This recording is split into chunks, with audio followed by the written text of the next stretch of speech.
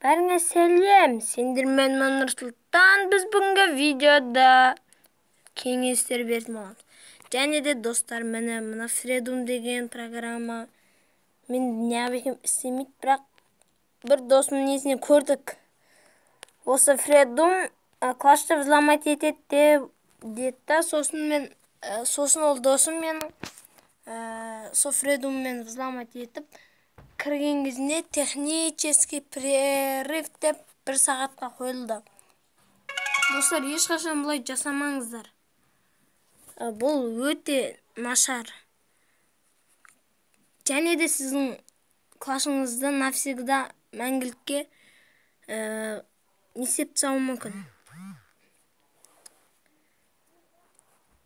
Сондай кірмейтін не қылып тастауы мүмкін. Сондықтан достар, бұндай нәрсені жасамайық.